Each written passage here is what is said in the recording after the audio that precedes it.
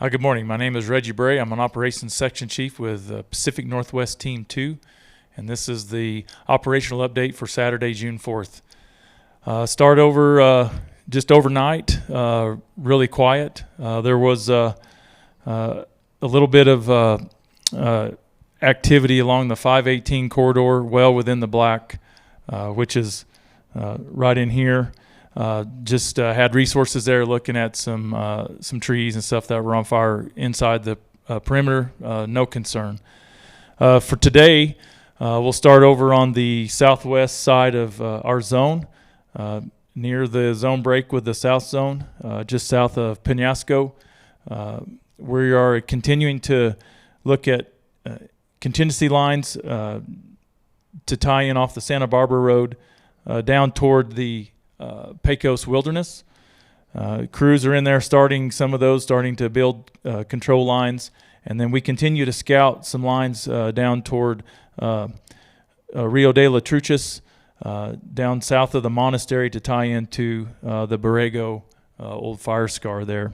And the intent of that is, as we're working closely with the South Zone, we're going to have lines built to protect the values of El Valle, Truchas, Llano there to the west, and make sure that we keep fire from getting into those areas. The fire's a long ways from there, but we're still building those contingency plans. As we move up toward the 518 highway and the actual direct perimeter of the fire, crews are going to continue to monitor the fire's edge, make sure that the fire stays where it's at. We're also looking at structure triage over here to the west around Truchas and El Valle. So you may see some firefighting resources in there. And what they're doing is just gathering information about the structures, and that way we put together a structure protection plan in case fire ever does get up to this area.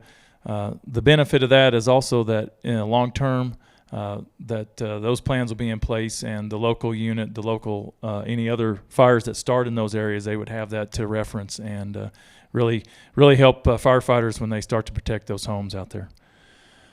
As we move to the north part of the fire, up toward Angel Fire, this area that we're working, I'm sure you've heard about the contingency lines that are going in there. The line that went from the old fire scars here, from the Mole, the Sardinias Canyon, the Luna, that was completed yesterday. So that fire line is in there and complete. That's a contingency line in case this fire wants to move north. Just north of that, which is just southwest of Angel Fire, we've been constructing a large fuel break running east to west. Crews are continuing to work in there. They're making about a mile a day. Removing lots of trees, and they're actually we're putting those on log trucks, and we're moving them out. So one thing you may notice, you may see a lot of those log trucks along the Highway 434 up to 64 there through Angel Fire. So just be aware of that, and that's that operation that's going on there. There's 60, 70 pieces of equipment working there. So that's what the intent of that is to protect these values, these communities to the north, if fire wants to move there. And again, that'll be something that the forest that'll protect these communities for long term. Also, there's another line, the same type of operation continuing north, just to the west of Angel Fire. That operation is doing the same thing as the other contingency line. And so you'll see a lot of those resources working in around Angel Fire, and that line's going to continue north-south just to the west of Angel Fire up towards 64 to protect those communities as well. As we move around toward the Highway 434 corridor here on the east side of the fire around Guadalupita down toward Morta, you can see that crews are going to be in there still patrolling. We're still looking for hot spots. We're still also have crews and resources up the Highway 121 corridor up to Chacon, and they're continuing just to monitor the fire's edge. You'll also notice that the fire is showing black on the where we've contained a lot of that there along the perimeter. And so that just means that we've secured that. We're still continuing to have resources there to monitor that and be in patrol status.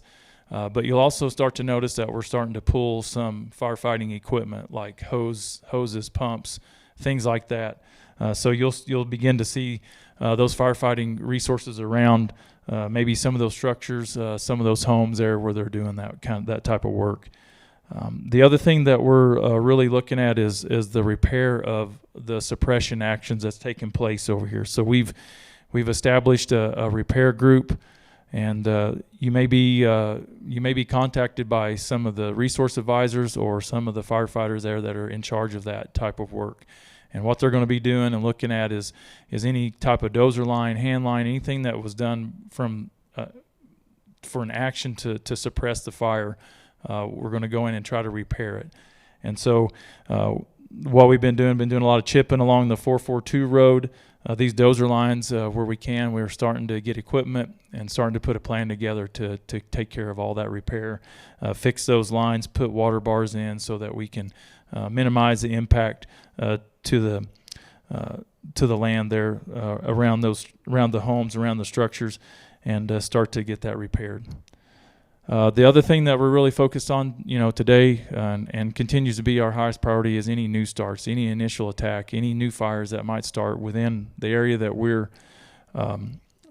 authorized to operate, to work in. But also we're assisting outside of that at the request of the local districts, the local units, and if we need to, we'll be sending resources there to do that. So that's the end of the briefing.